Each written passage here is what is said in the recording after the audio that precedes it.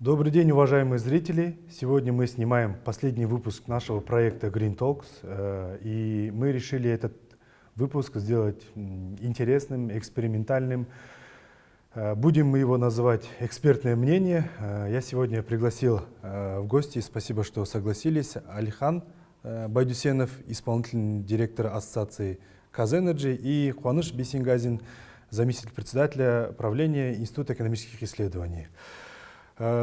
Коллеги, спасибо еще раз, что вы согласились сегодня принять. На самом деле, наш, наверное, второй спонтанный такой выпуск, последний в этом году.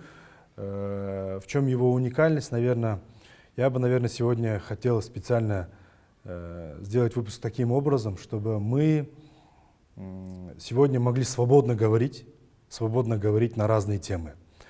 Основная идеология заключается в том, что одни и те же вещи мы будем стараться не выражать даже, наверное, свою личную позицию, да, не позицию тех организаций, в которых вы работаете. Допустим, я тоже представляю Международный центр зеленых технологий, а именно подойти как человек, наверное, как эксперт к ситуации с разной точки зрения.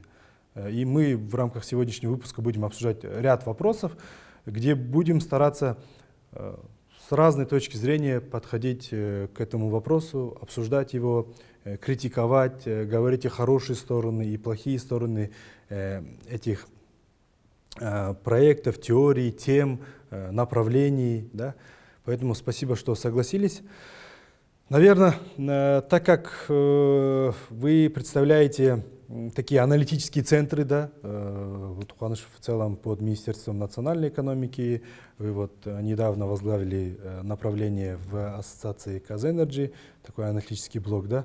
Наверное, первый вопрос резонно будет задать с точки зрения роли аналитики в принятии решений, именно в принятии таких стратегических решений, в энергетике, в экономике, в декарбонизации, в углеродной нейтральности, в выбросах, в ВИЭ, энергоэффективности и всего того, что мы как-то связываем, будем говорить, с устойчивым развитием.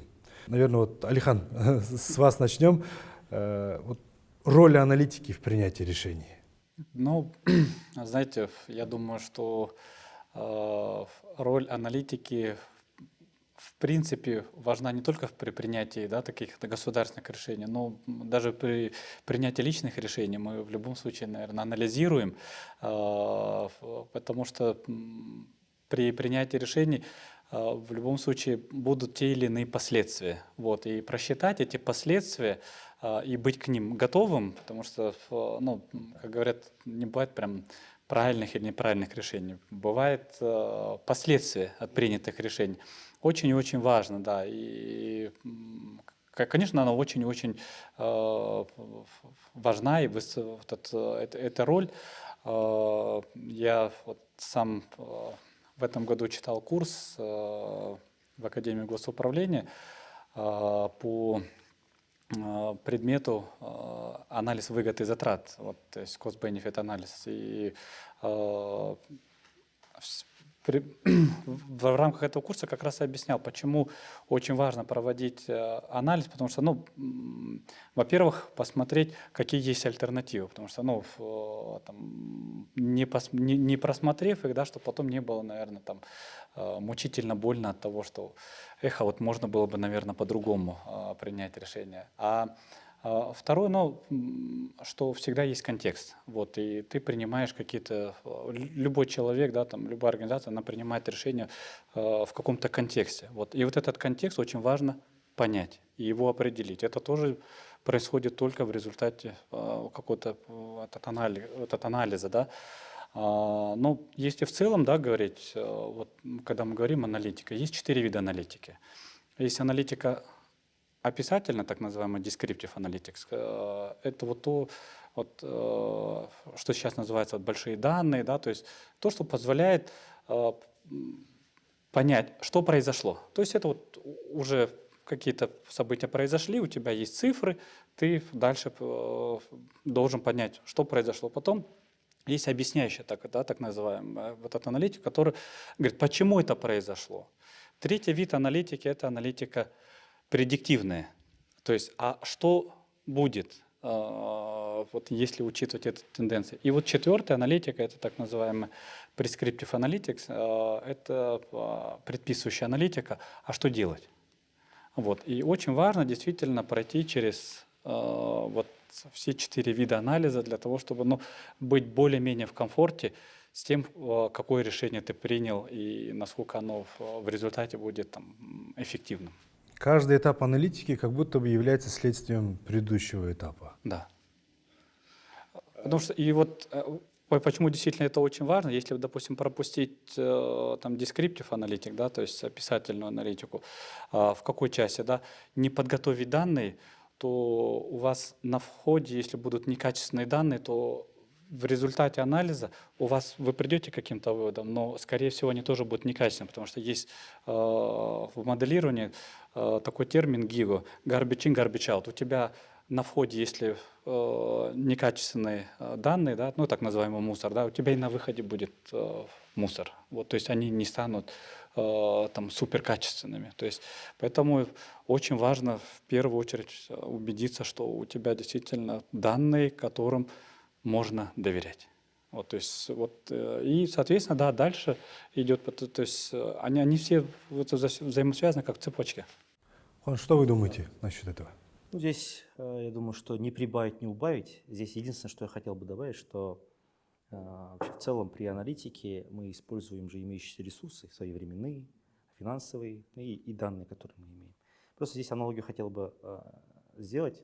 Вообще в целом, если в эволюции у человека есть человек прямоходящий, да, вот в экономике есть человек там экономически здравомыслящий, так, некий рациональная сволочь, который все время ищет свою выгоду, максимизирует свою выгоду и минимизирует свои издержки. И долгое время в экономике в целом вот эта вот теория в 70-х, 60-х годах, она превалировала. Я думаю, вообще экономисты, строя свои модели, они думали, что человек, он рационально мыслит.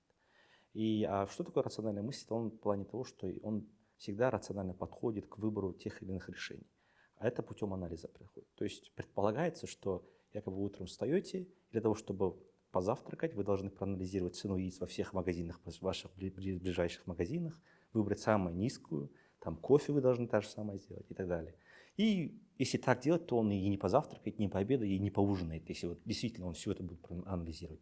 И с этой точки зрения важно понимать, что мы должны какой-то некий оптимум находить, если у нас есть данные, которые там мы должны проанализировать и прийти к какому-то решению, но слишком много времени уходит для того, чтобы эти данные проанализировать, тогда цена этой аналитики низкая. То есть мы должны некий оптимальный вариант выводить, и в то же время вот каждый этап, мне кажется, опять же, любой аналитик, любая организация, там, консалтинговые компании, исследовательские организации, они должны оптимальный момент находить. То есть стоит ли эта аналитика свеч? Если нет, то давайте мы будем использовать именно те данные, которые у нас в наличии есть. Например, условно, там 80% результата дается путем 20% усилий. Давайте вот так работать. И в этом плане просто вот единственное добавляем, что да, возможно, необходимо учитывать наши ограничения в процессе анализа и выводить, то есть самые оптимальные пути это вот из ограниченных ресурсов, временных, финансовых, из информационных входить к каким-то конкретным результатам. Это вот то, что... Да, вот хорошее дополнение, действительно, вот то, что принимает ли человек рациональное решение, да, да, этот иногда принимает рациональное решение, иногда нерациональное, так называемое иррациональное. И вот иррациональное решение он принимает тогда, когда он принимает не через анализ, а импульсивно, то есть эмоционально. И это как раз вот тоже вот эта роль аналитики в принятии в целом решения, что она позволяет избежать как раз вот тех ошибок, которые можно допустить в результате какого-то эмоционального всплеска, да, там импульсивно. Вот аналитика это как раз потому, что тебе нужно время проанализировать. За это время ты вот эти эмоции уже несколько там погасил и уже можешь более-менее рационально принимать решения. Говорят же методика, да, когда вот, ты должен написать свой текст, а потом там, оставить его на несколько дней, и потом прийти к нему, там, и ты уже по-другому будешь видеть то, что ты написал. Да? Вот здесь я заметил то, что вы, Алихан, и вы, Хуанша, обозначили, это данные на самом деле. Насколько мы можем сегодня сказать, что в Казахстане есть хорошие источники данных? И есть ли с этим проблемы у нас? С этим есть, конечно, проблемы. Вот, конечно, данных становится больше, это радует, вот, но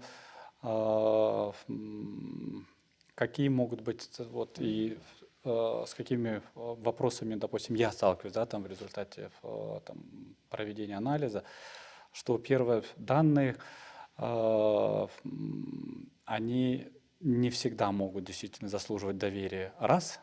Второе, даже если они вызывают доверие, да, то есть достоверны, они не всегда так называемые, ну, последовательны. То есть у тебя вот за там, предыдущие 2 года есть данные, на третий год нету, там, в четвертый год есть данные, да, там, и проваливается. И когда вот нет вот системности, да, в сборе вот, анализа, это тоже, да, может быть большая проблема.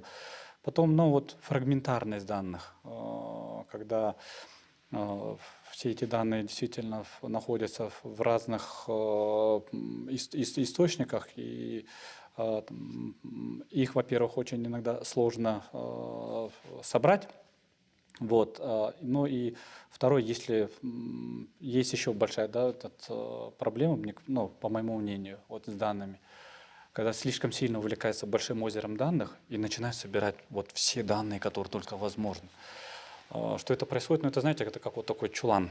Вот, вот туда вот мы тоже, да, там на балкон, да, там или там в кладовку там откладываем, да, там пригодится.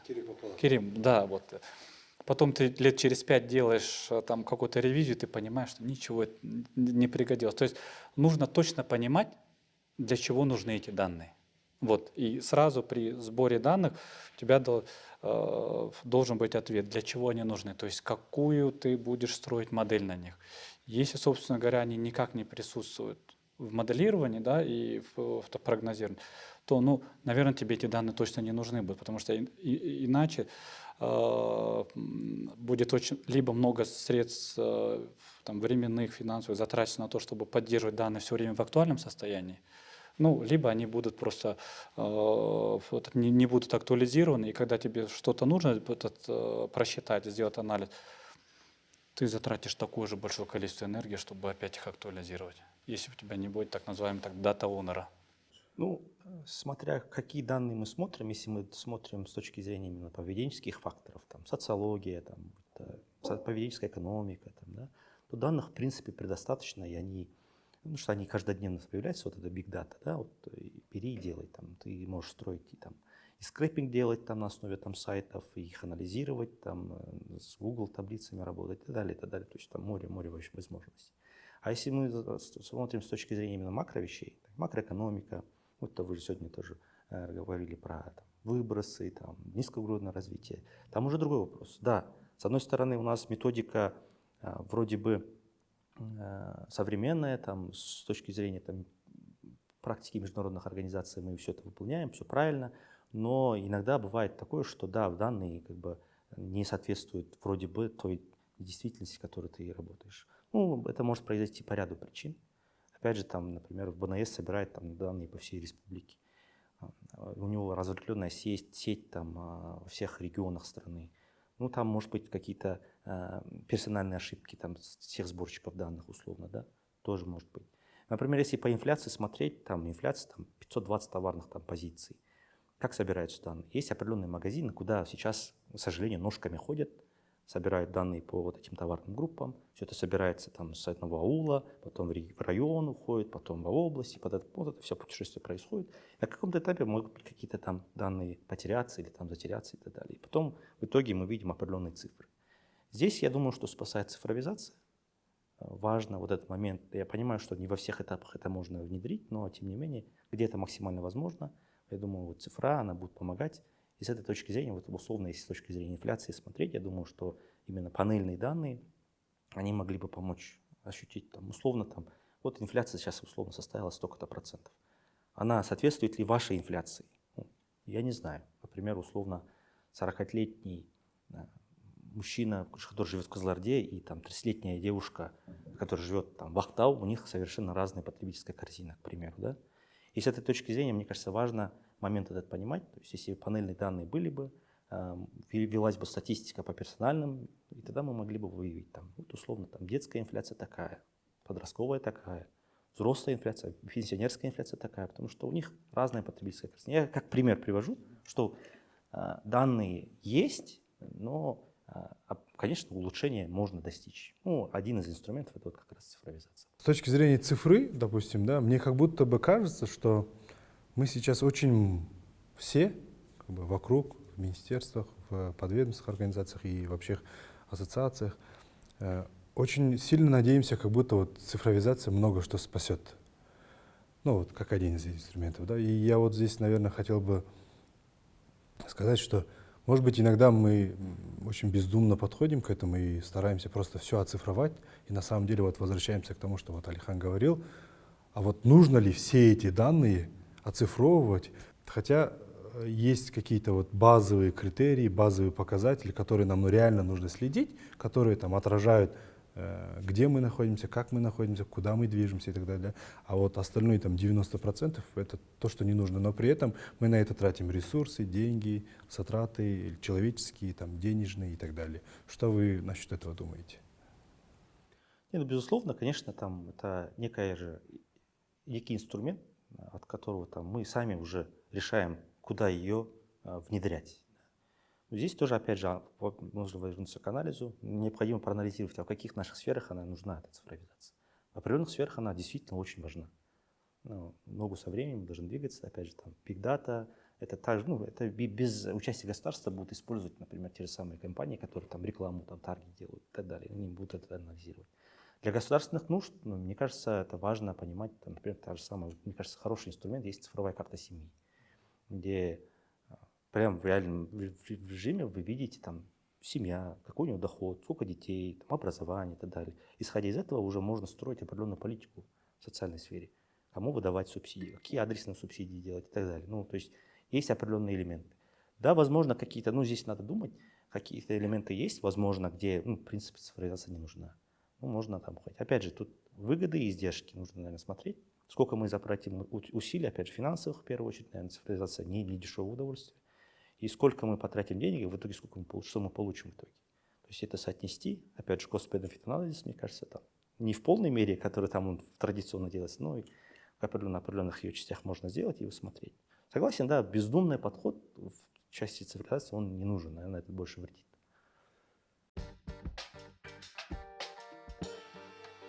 Ильхам, вы вот тоже говорили про то, что анализ и его важность, структурировали его очень логично, да.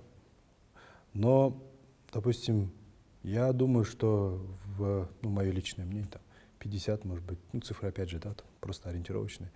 Там, в большинстве случаев при принятии решений у нас вообще, может быть, даже отсутствует слово анализ.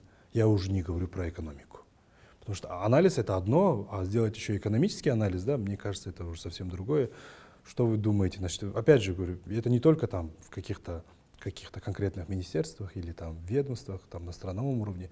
Просто мое личное мнение такое, что ну, не хватает аналитиков в Казахстане, которые могут очень структурированно там, владеть ситуацией. У нас как будто вот одни универсалы, солдаты, да, которых там сегодня вытащили там с нефтянки, завтра бросили там в отходы, послезавтра выбросили их там вообще в регион, и потом приходят, говорят, вот ты, короче, универсальный аналитик. Что вы насчет этого думаете? Ну, знаете, мне, конечно, сложно, да, там говорить про другие отрасли, но вот я долгое время в квазигоссекторе, да, поработал. При принятии любых решений использовались инструменты и математического анализа, вот, и финансового анализа. Здесь даже, знаете, часто, ну, наверное, проблема даже не в том, что анализ не используется, да, он используется, да, но здесь есть несколько нюансов. Первый, иногда лица, принимающие решения, да, там, ну или организации, они не могут, ну, вот как говорят, вот у нас слышащее государство, да, вот государство у нас слышащее, оно стало слышащим государством, да, но чему теперь сейчас надо научиться? Должно быть объясняющим, нормально объясняющим, то есть доступным языком, почему именно вот это решение было принято таким образом.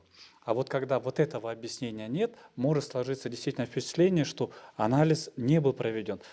Я думаю, что при принятии любого решения, тем более, что я как говорил, да, за эти решения есть последствия. То есть у каждого решения будут последствия. Есть там, этот предварительный анализ, да, вот, ну, просто действительно нужно вот больше объяснять, наверное, почему именно так было принято решение, вот этот контекст, в котором принималось это решение. И еще вот это очень важно. А какие были альтернативы? Вот когда, вот мне кажется, вот таким образом будет объясняться, да, там, обществу, да, там, экспертному сообществу, да, процесс принятия решений, ну да, тогда, наверное, вот это чувство о том, что решение принимается не на основе анализа, да, то оно, ну, снизится. Потому что я, конечно, сомневаюсь, что на государственном уровне могут приниматься решения без анализа. На личном, да. Вот, потому что там есть эмоции. Вот, ну, в государстве нет, там в любом случае должен быть анализ. Ну, здесь с этой точки зрения, вот Алихан же прям хорошо сказал по поводу вот этих вот 4 этапов. Я думаю, что вот эта база, она, в принципе, вот descriptive анализ, да, вот там, как все происходит, анализ текущей ситуации, все это есть. Вот, и, наверное, вот самая проблема заключается в том, что вот и об этом и президент сказал, когда вот сказал, что у нас экономисты слабо отрабатывают в плане того, что необходимо выработать новую модель экономического развития, где новые точки будут. И он сказал, что нет предложений толковых, нормальных. И это уже как раз таки вот самый последний этап, 4-й этап. То есть, а что делать дальше? В этом, наверное, да. Вот здесь проблема в именно части аналитики со стороны экономического сообщества. Ну, просто про всех я не могу говорить, да, опять же, не во всех сферах работаю. Вот в части экономической сферы, наверное, да, экономисты Казахстана, наверное, вот именно в части, да, что делать конкретно. Вот с этим, возможно, есть определенные проблемы, да. А вот я не думаю, что есть проблемы в части именно обработки данных каких-то, то есть анализ текущей ситуации, проблем, источники проблем, это все в принципе ясно. И я не думаю, что вот здесь проблемы есть. А есть проблемы в самом последнем этапе. Что делать дальше? Какие альтернативные варианты у нас есть и их оценить. Вот здесь, да, ну, то есть необходимо, наверное, работать над этими. Поэтому, в принципе, именно с точки зрения экономической науки, там, вот здесь надо работать и казахстанским экономистам. Понятно, спасибо большое. Ну, понятно, что аналитика очень большая часть, и я бы, наверное, не хотел на этом очень сильно зацикливаться. Я бы хотел вот на вторую часть перейти. Понимаю, что вы не эксперты в тех отраслях, в которых мы до этого проводили различные подкасты наши. Каково ваше личное мнение относительно, допустим, развития ВИЭ? Мы все будем говорить про устойчивое развитие сегодня, углеродную нейтральность. Как один из его инструментов, это вот ВИЭ. Как вы считаете, вот достаточно ли мы развиваем сегодня ВИЭ и поддерживаете ли вы на сегодняшний день их активное внедрение? Вот, наверное, с вас начнем. Буквально там год назад я даже представления не имел о том, о изменении климата, об устойчивом развитии, там занимался своим макроэкономикой, там, моделированиями, потом Им не было там комфортно. Им не было там комфортно, и потом судьба, да, или как говорят, как в Советском Союзе говорят, партия велела, да, вот, и начал заниматься вопросами низкоуглеродного развития. Определенное понимание есть в ВИЭ, и с точки зрения именно декарбонизации, там, низкоуглеродного развития, вот, достижения углеродной нейтральности, там наша новая цель, да, там, долгосрочная. Понимаем, что без ВИЭ, без развития, активного развития ВИЭ этого невозможно добиться. Поэтому здесь вопрос ВИЭ, он важен, и то, что вот мы там, по итогам 9 месяцев почти там 6% набрали, ну, там холодный период, там движется, может быть, чуть упадем, ну, ладно, там не факт, но тем не менее это тот показатель, к которому мы стремились там, к 2025 году. И здесь вопрос там, о дальнейшей судьбе, там, то, что мы сегодня тоже до эфира разговаривали, о цели, насколько верны, да. Ну, опять же, там у нас есть расчеты в рамках там, достижения углеродной нейтральности, мы эти расчеты проводили. И в целом, как бы для того, чтобы добиться этих целей, там значительный рост он необходим, там, в разы, там, 15% к 30 году, и дальше еще больше там, цифры идут. Поэтому здесь важно вот это направление развивать, но здесь другая проблема, готовы ли мы к этому. То есть, если мы там, если на уровне генерации там, 3%, когда было.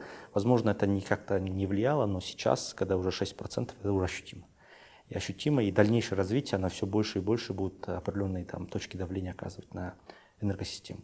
Готова ли наша энергосистема к этому?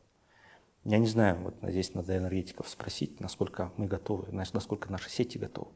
С учетом того, что износ сетей, возможно, на республиканском уровне сети там более-менее хорошо, в принципе, там обновляются, они строятся, а вот на уровне региональных рэков, насколько мы готовы к этому, да. Ну, опять же, государство есть определенные рычаги стимулирования, это и там гарантированный выкуп, там индексация там, цены, там 50% там, инвестиций на ВИЭ маломасштабные возвращаются. Это классно, да? У нас сейчас практически 50% установленной мощности это солнечные панели, где-то там треть это ветер.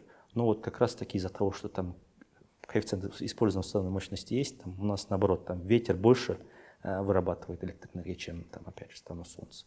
Вопрос, опять же, там насколько ВИЭ, не знаю, но если с точки зрения альтернативной энергетики смотреть, там АЭС, вопрос АЭС тоже актуален, наверное, потом чуть позже вернемся к этому вопросу. Но в целом я очень сильно поддерживаю ВИЭ в плане того, что да, конечно, есть определенные проблемы в плане маневренных мощностей, с точки зрения там угольной, ну, у нас там 70% на угле вырабатывается, там 69-68%, она, как правило, не гибкая, да, то есть она не может там резко снизить, когда там ветра, солнца слишком много, там мы не можем снизить генерацию, или когда не хватает, резко повысить, опять же, не можем. Вопрос маневренной генерации, там раньше какие-то цифры гуляли, что на 1 гигаватт ВИЭ там нужно 2 гигаватта маневренной мощности. Насколько верны эти цифры, я не знаю, но в целом маневренные мощности важны. А какие маневренные мощности? Ну, на газу. Если газ, большой вопрос. То есть, насколько нам хватит этого потенциала без учета других факторов, которые мы должны априори закладывать как фундамент, вот здесь уже вопрос возникает. Опять же, да, вот есть такая методика японская, 5 зачем или 5 почему. Нужно вот задать себе вопрос, зачем это делается, да. И я тоже, ну, как гражданин, да, как человек, вот, ну, поддерживаю экологически чистые источники, да, энергии, вот, то, что поможет нам, да, там, еще долгое время жить на этой земле, а не искать, да, там, возможности там, колонизировать там, Марс или еще какую-то другую планету. Но очень важно действительно понять, зачем и когда это нужно делать. Дорогостоящий ВИЭ покрывает нерациональное использование в принципе энергии.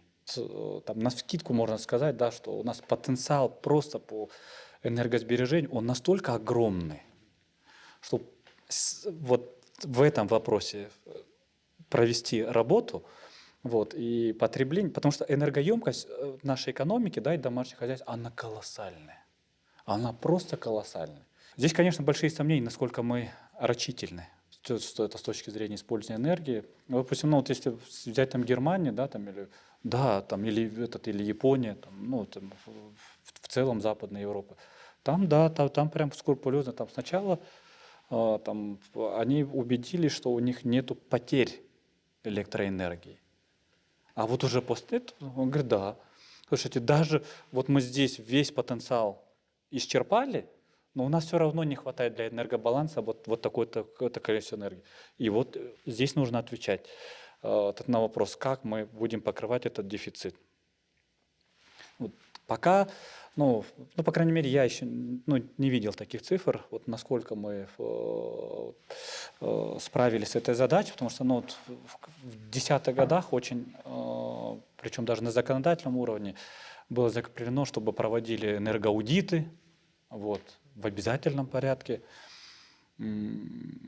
Какой эффект? Пока, ну, вот я не знаю, может, Конор знает, да, там удалось достичь, да, там за счет вот от проведения вот этих энергоаудитов, ну, просто, что точно, да, вот я знаю, что консалтинговый бизнес на этом очень хорошо поднялся, на этих энергоаудитах, вот, но повысили ли мы энергоэффективность нашей экономики домохозяйств, не знаю.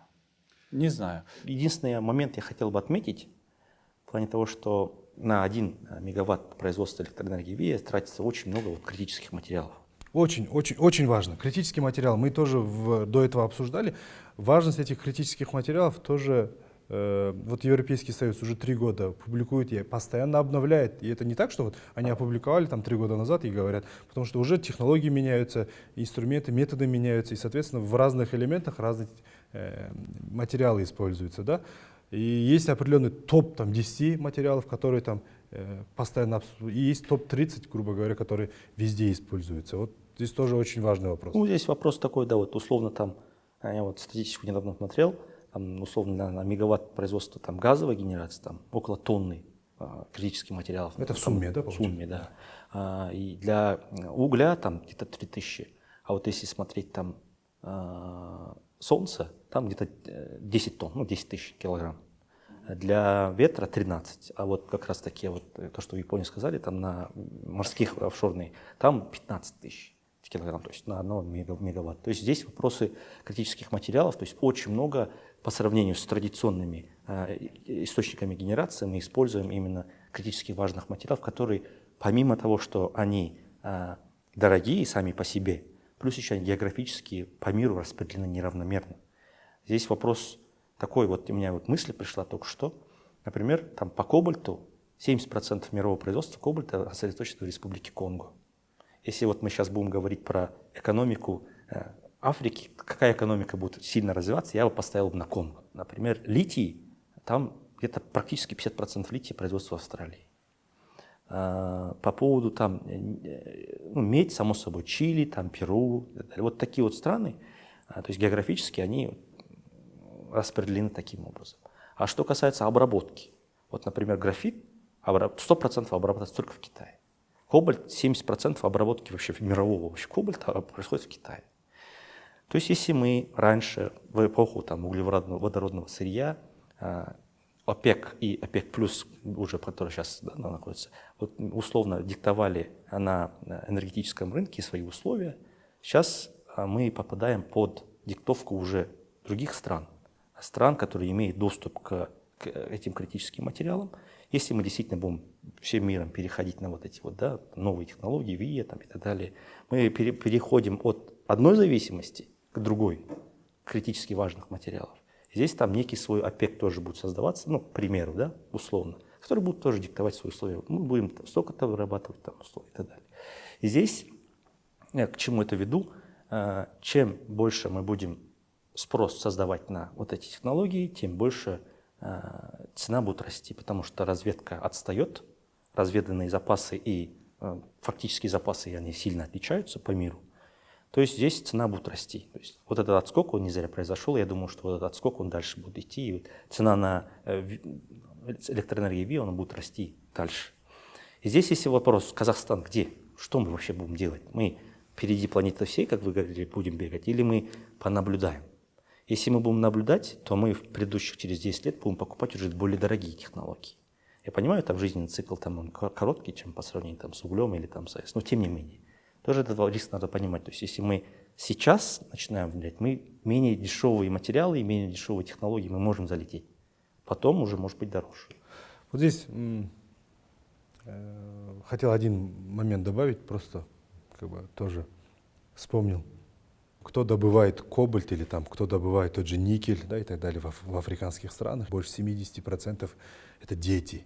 Европейские страны, там, Китай, США, вот вы там используете за зеленую экономику и так далее, но на самом деле, типа, с точки зрения справедливости, там используется детский труд и так далее. Как вы к этому не относитесь? Почему там вы там утрируют санкции не вносите и так далее.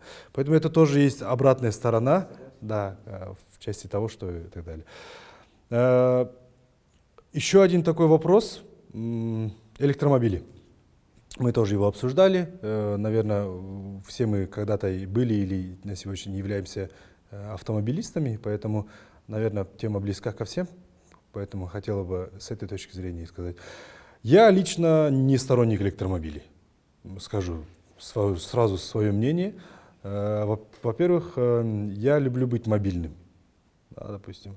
Я считаю, что электромобили покупают те, у которых есть там вторая машина, там, семья, да, допустим.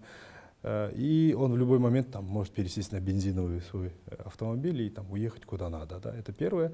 Понятно, что инфраструктура и так далее, и так далее. Второй момент утилизация аккумуляторов. Я пока к этому тоже критически отношусь, потому что я знаю, что не везде, не во всех странах эта система очень сильно работает. Потом с точки зрения там, двигателя простого, да, будем говорить, мы четко понимали, что там есть там, отработанное масло, есть там антифриз и так далее, и в принципе металл, который там в любом случае как-то у нас перерабатывался в любом случае. То есть от двигателя, то есть от машины по сути ничего не оставалось, если так скажем. То в данном случае у нас остается там аккумулятор, который нужно что-то с ним делать. И ну, просто его там хранить в огромном количестве, потому что ресурс у этих аккумуляторов тоже небольшой. Почему я еще, наверное, против? Потому что он горит. Ну, редко бывает, но горит. Ну, хотя есть сторонники, которые говорят, ну, бензин тоже горит. Боюсь, что когда вот большинство людей пересядет на электромобили, цена на электроэнергию вырастет. Такие у меня есть несколько тезисов в этом направлении. Что вы думаете? Помимо того, о чем вы перечислили, да, есть вот этот вопросы, связанные с утилизацией, да, там, и использованием при построении вот этих электромобилей тех же самых критических материалов, да, часть тот же самый литий, да, который там, ну, утилизировать вроде очень-очень тяжело, да, там его, этот он достаточно ядовитый. Но второй меня еще, да, вот может, что беспокоит в этой части, да, мы в принципе сейчас энергодефицитны. Пока тоже не видел расчетов, вот, но если там автомобильный парк увеличится хотя бы на, там, ну, на 5%, вот, какой нагрузки это приведет на электрические сети, да, потому что, ну, не пострадают ли тогда, получается, все остальные, да, там жители, особенно мегаполисов, да, вот, в связи с тем, что там у них будут там просто элементарно перебои с электроэнергией, да. Вот, здесь действительно как бы много и за, и против этого вида автотранспорта. Лично у меня почему еще, да, там сдерживает, да, наверное, стать владельцем электромобиля, время зарядки, да, там, это хорошо, если ты будешь второй на зарядке, а если ты будешь третий или четвертый, да, то есть одна зарядка 2 часа, да, если это fast charge. Вот, если ты будешь хотя бы третий, ну, тебе нужно будет подождать 4 часа. Тоже вот, ну, есть вопросы, вот, на которые, ну, пока вот это, у меня тоже нет, я не скажу, что я там противник, да, электромобилей, но и не сторонник. Вот, я вот сторонний наблюдатель, потому что, ну, у меня не хватает сейчас данных, вот, которые мне могли подсказать вот, и сделать анализ. Что вы думаете, Хуаныш?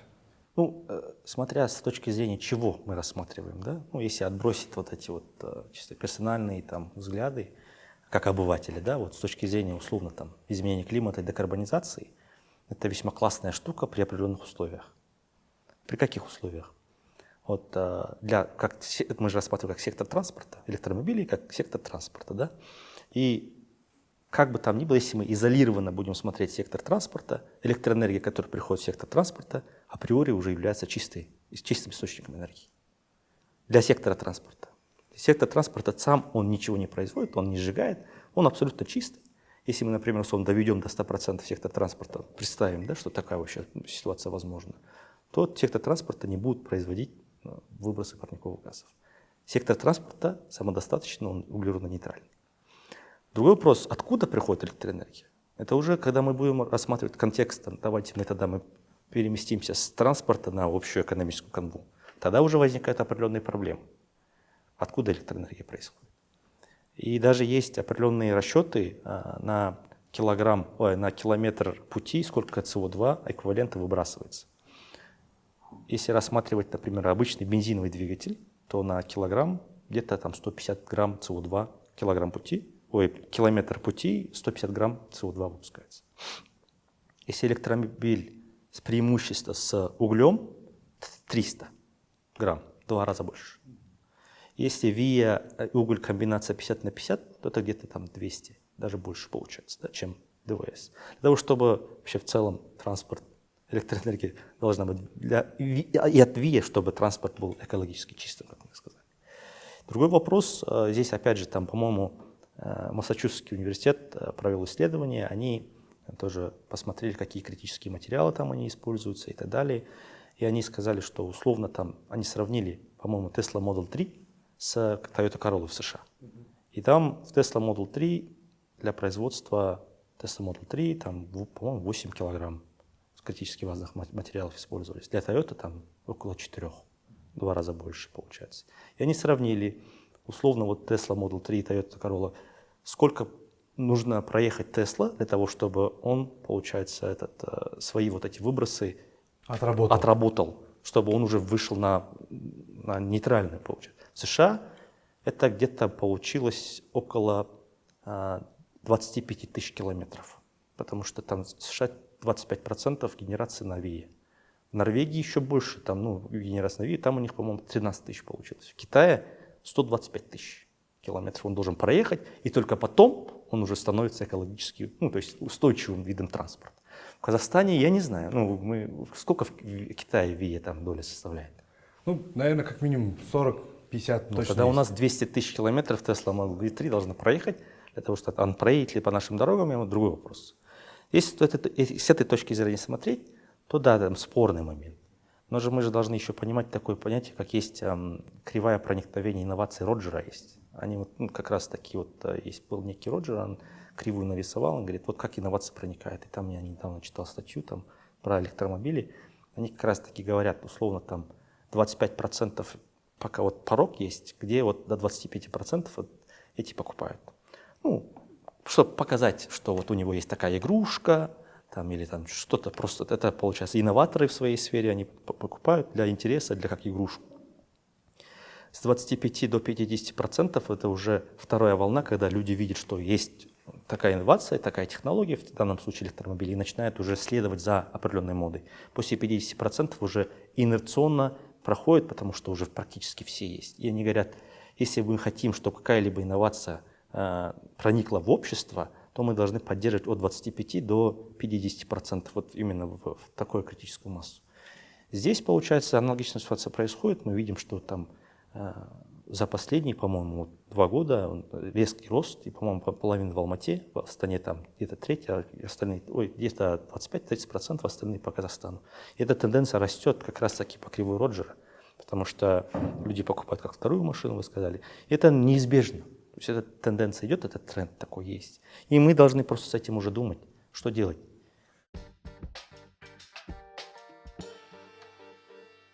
Еще один вопрос, который, наверное, я сегодня хотел с вами обсудить. Мы много говорили о выбросах. Система торговли выбросами в Казахстане. Она есть, она принята в 2013 году, она несколько раз пересматривалась, этапы проходили и так далее. Опять же, как наблюдатели, Куаныш, наверное, в этой системе хорошо разбирается, я тоже, наверное, Алихан, больше к вам. Опять еще раз, здесь я именно с точки зрения того, что как человек, может быть, не часто сталкивающийся с этим вопросом, какого ваше такое внешнее наблюдение, как эта система работает, или эффективно ли у нас она работает, есть ли у вас какие-то там ожидания? Мне сложно сделать вывод, эффективный или нет, потому что тогда надо будет сравнить с чем-то, да. Но то, что я посмотрел по статистике, у нас с 2014 года, да, система торговли выбросами, да, начала работать, и начались торги, потом как 3 года не было, да, тогда была пауза, теперь опять возобновилось. Это, в принципе, такой международный тренд, то есть даже уже та реальность, в которой нам надо находиться, и мы должны принимать эти правила игры, и хорошо, что мы, в принципе, в данном направлении уже получаем практический опыт торговли этими квотами. Поэтому, сложно сказать, да, потому что многие из нас, да, даже понятия не имеют, да, и не ощущают, что-то продалось, что-то купилось, кто продал, что купил непонятно. Что это, вот это означает для общества, да, там, и для простого человека, тоже непонятно. Вот. Потому что, ну, здесь, знаете же, как, это вот как вот ESG, да, есть же несколько заинтересованных сторон, да, вот, есть идейный, вот, люди, которые, для которых действительно есть, но есть большая часть, это бизнес, для них это тоже бизнес, вот, зеленый, но бизнес, вот, ему будут как-то там, вот, различными, да, там, способами эту идею, да, там, вот. А есть большая часть общества, на который это, ну, вот в обычной жизни никак не влияет. Им вообще, в принципе, фиолетово, что вот с этим происходит. Поэтому, если бы вот, ну, вот вы сказали, вот, что и представили такую аналитику, вот слушайте, в результате с момента, как мы начали торговать квотами, мы столько-то денег получили там в бюджет, и эти деньги были направлены на строительство там условно вот столько-то школ и столько-то больниц, тогда это было бы, ну, понятно, как-то вот для чего это все делать. А так, ну, это вообще, ну, непонятно, там, ну, продали, да, там, какое-то количество квот, да, там, купили, да, зачем продали, кто купил, и куда вообще эти деньги пошли, что для нас это означает, Их сколько неизвестно. компаний реально снизили, да? Да, да, ну вот но нужны, да, ответы на такие вопросы, поэтому, а так, ну, эффективных, я не знаю, просто не знаю. Согласен. Что вы думаете, Хонсу? С точки зрения охвата, да, то наша, наверное, СТВ, ну, система торговли выбросами, да, с точки зрения охвата, наверное, одна из мировых там, топовых стран. Но с точки зрения именно самой эффективности, да, там вопросы есть. Какими словами можно сказать? Неликвидный, недефицитный рынок. Вроде бы, ну, здесь в чем проблема? Получается, мы выделяем квот больше, чем на самом деле надо. И, соответственно, никто и торговли нет. Вот сказали, там, сколько поторговали. Там, по прошлому году у меня нету данных, там, по-моему, позапрошлый год там, 1 600 миллионов тенге. На весь Казахстан, где вот самый крупный ERG, там, Казахмост, да, 1 600 миллионов тенге. Это, мне кажется, даже это еще проходили чисто так, там, типа, давай поторгуем для интереса, да. Потому что некоторые, кстати, торговли в двухстороннем порядке тоже проходят, минуя биржи. Тоже мне немножко непонятно, почему так происходит, хотя законодательно это не запрещено, но это, опять же, противоречит именно рыночному ценообразованию. Второй вопрос – низкая цена. Зачем компаниям сокращать свои выбросы, если они могут условно перевыполнить, даже если они это делают? Они, по-моему, никакая из компаний пока не перевыполняет свой коп. Я просто, опять же, технически не знаю, но вот тем не менее. Ну, легче ему заплатить этот $1 там, который там у нас. Стоимость именно обменный код, там тонна СО2 это $1. Ну, легче ему заплатить эти деньги. ERG, кому? Не надо, я не хочу критиковать никого, я просто к тому, что почему ERG? Я просто один из крупных докарандовочных компаний Казахстана. Я то же самое могу сказать и про другие, конечно. Но легче ему заплатить, чем реально делать что-то для того, чтобы... Поэтому, ну, единственный путь, это первое, это получается, в моем понимании, да, как обывателя, опять же, я не эксперт в этой области, там много экспертов у нас есть, там, по-моему, МЭПР даже работает с Европейским банком реконструкции и развития для того, чтобы вот именно реформы. Всемирный банк подключился, они даже предлагают моделировать это все дело, там, как эффективно идти к этому. Но во всяком случае это будет крутиться вокруг вот определенных вещей. Первое – это насколько мы должны сокращать квоты, какая часть должна уходить на аукцион, какая должна быть стоимость. То есть, условно, если в Европе там, было 100, сейчас немножко упало, но тем не менее в торгах, там, если это 100 евро или $100 за тонну, у нас там $1, соответственно, мы никогда в жизни не залинкуем эти две системы. А это надо делать, потому что в октябре уже наши компании начали отчетность по СИБам уже сдавать, там, то есть, да, Carbon Border Adjustment Mechanism. То есть потенциально мы хотим это залинковать эти системы. Никогда в жизни мы не сделаем, когда у нас там 100-кратная разница в цене. Это второй момент. Ликвидность, то есть, да, насколько эти ликвидны. И, ну, то есть вот это вот аукционирование надо продолжать. И дальше вопросы же этого MRV, то есть мониторинга, верификации, отчетности. Просто я вот не знаю, для интереса, если посмотреть, какую-то компанию там взять, которая там выбрасывает условно, да, она сдает отчетность в рамках требований МЭПР, каждый год там потом верифицируют для того, чтобы там все, кто в СТВ участвует, они сдают отчетность. Плюс еще они в рамках отчетности БНС сдают, в рамках для баланса использования ресурсов они сдают и для этого сдают. Когда вот эти, просто для интереса я хочу посмотреть, насколько проверить, отчетность, которую они сдают, мэпры, отчетность, которую сдают БНС, они совпадают? С точки зрения потребления энергии. С точки зрения потребления энергии, с точки зрения выбросов. То есть мы же можем условно там, мэпр он сдает с точки зрения выбросов. Он говорит, я вот столько-то выбросил. Для БНС он говорит, я столько-то потребил. Через определенный коэффициент, если мы придем, они совпадут или не совпадут? Мне вот очень интересно посмотреть. Мне кажется, что нет. Ну, здесь вот у меня тоже, такой вопрос, наверное, не специалиста, я вообще не сталкивался с этим направлением, да, торговли кодом. Но что меня может здесь, то есть что меня здесь беспокоит? Это же очень сильно похоже на киотский протокол. То, что было, да, там вот в рамках тогда там киотского протокола.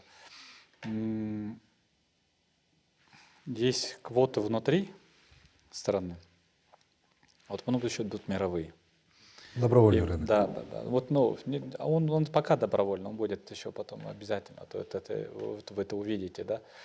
И потом это, знаете, как вот, все, у вас трайл закончился, вы свои квоты отобрали, а теперь платите.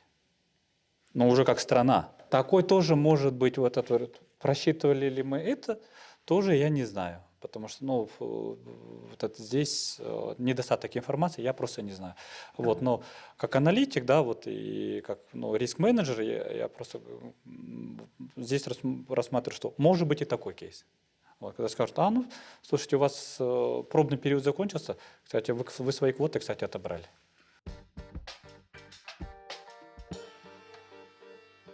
Наверное, вопрос по метану вы тоже поднимали, тоже актуальный вопрос. Давайте тоже коротко скажем про метан, да, в целом, что у нас есть вот это глобальное метановое соглашение, которое там 150 и 148 стран подписали, из 196 или 195 стран, которые под ООН есть.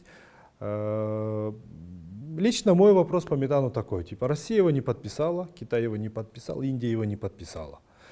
Эти три страны в сумме с точки зрения выбросов по метану составляют почти 120-130 миллионов тонн выбросов метана. На самом деле это почти 1/3 всех выбросов мировой экономики. Плюс мы не должны забывать, что я говорю 1/3 из тех, кто мониторится. То есть это когда сельское хозяйство, ископаемое топливо, да, и так далее. Но есть у нас естественные выбросы метанов, которые занимают 40% от всех вообще выбросов. Да. Там же только антропогенные считаются. Да. Поэтому антропогенные это, грубо говоря, 350 миллионов антропогенные выбросы, из которых 120-130 миллионов это три страны, которые не подписали. Да, есть новость, что Китай использует свою стратегию по выбросам, но я читал, что там нету выбросов по метану. Да. Но это, наверное, отдельная тема, и как-нибудь будет, и там водород, допустим, тоже это отдельная дискуссия, которую, может быть, провести. Но здесь в рамках нашего обсуждения, на самом деле, я наверное, чуть-чуть вскользь к этому вопросу подводил, когда говорил про дефицит бензина, да, допустим. Как это хочу объяснить? У нас есть 37 видов, Хуанш тоже говорил, топливно-энергетический баланс. Он формируется у нас из первичных источников. Газ, нефть, уголь. И плюс гидро и ВИЭ. Да? Это первичные так называемые ресурсы. Да? Есть вторичные ресурсы, на основе которых формируется топливно-энергетический баланс. У нас туда входит 37 видов ресурсов. Там есть авиационный бензин, автобензин, да? Там керосин, дизель, мазут, угольный лигнит, все производные от угля и так далее. И в нашем страновом масштабе, цифра, я говорю, такая, 160 миллионов тонн нефтяной эквивалента, это весь наш баланс за 2021 год. Из них 105 мы экспортируем и где-то реэкспортируем. Допустим, туркменский газ мы реэкспортируем в Китай, но он в нашей топливной системе сидит. Он должен учитываться, сколько зашло, сколько вышло и так далее. Да? Остается где-то 60 миллионов тонн нефтяной эквивалента. 20 миллионов тратится на энергетику, 60 миллионов идет на конечных потребителей. Я, допустим, до этого писал у себя в социальных сетях, что Когда мы строим концепцию ВИЭ, концепцию энергоэффективности, концепцию электроэнергетику, на самом деле должен в краю угля стоять один вопрос. В краю угла должен стоять один вопрос. Это вопрос энергобезопасности. Вот, наверное, здесь, как представителю ассоциации Казэнерджи, такой вопрос. Что вы думаете? Это, наверное, вот последний вопрос о такой серьезном энергетической безопасности. Такого документа большого, странового, который там, называется концепция, стратегия или доктрина энергетической безопасности, у нас пока в стране нет. Вот. И он очень нужен. Вот. И все вот вопросы действительно там и по развитию там, возобновляемых источников энергии, да, там и метан, да, там и торговля квотами, да, все должно решаться сквозь призму вопросов энергетической безопасности, потому что есть в любом случае национальные интересы. И мы, кстати, видим, и в прошлом году, да,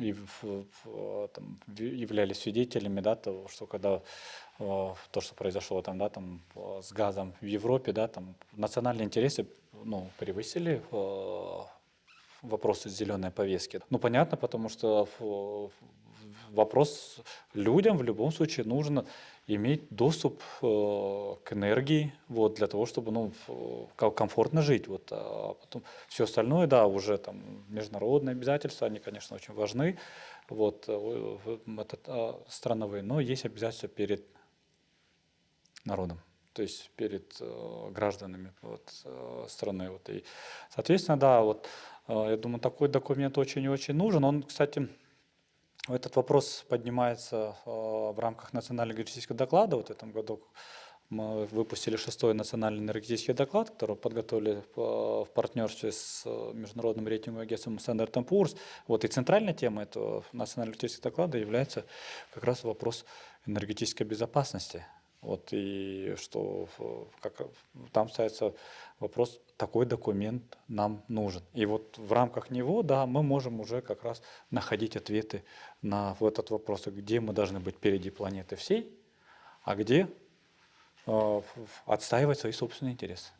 Я вот здесь, наверное, абсолютно с вами соглашусь, потому что я всегда задаю вопрос, некоторые такие вопросы. У нас есть нефть, у нас есть газ, у нас есть уголь. Да? По последним данным, угля хватает на 700 лет. Было 300. Я вот недавно обсуждал с коллегами, экспертами. Говорят 700. Не знаю, где правда. Но, в общем, что-то между, да, 300 и 700. В любом случае, достаточно много. Нефть тоже вопрос. Да, по газу тоже разные цифры. 55 миллиардов кубометров добыча, 26 миллиардов внутреннее пользование. Остаток, я так понимаю, закачивается, да, что тоже как бы вызывает вопросы. 3,8 триллиона кубометров якобы доказанные запасы, тоже опять же. Да. Газовую инфраструктуру построили. Говорим, тут что-то газа не хватает, давайте с России газ покупать. Тоже, опять же, не бесплатно же будет отдавать, да? И понятно, что дороже, чем внутренний наш рынок.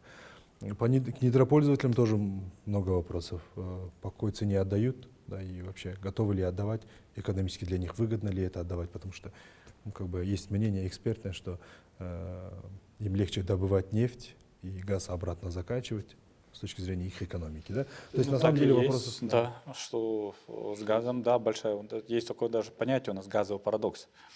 Что Казахстан, да, действительно обладая существенными ресурсами газа, вот, испытывает дефицит, собственно говоря, с этим газом. Но он как раз, да, связан с тем, что есть вопросы экономики. Вот, а это так центральная, на самом деле, идея энергетической безопасности, что там есть такая трилемма, да, у вас треугольник. Доступная, то есть для потребителей внутренней, да, энергии, бесперебойная и чистая. И вот где-то должен быть вот этот баланс.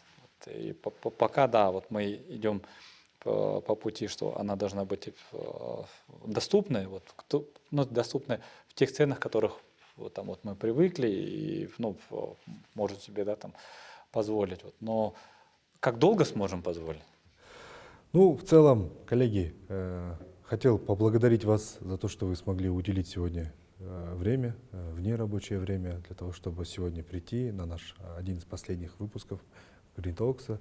Спасибо вам большое. Спасибо. Спасибо. Да, с наступающим вот Новым годом. Да, пусть Новый год будет еще более удачным, чем этот.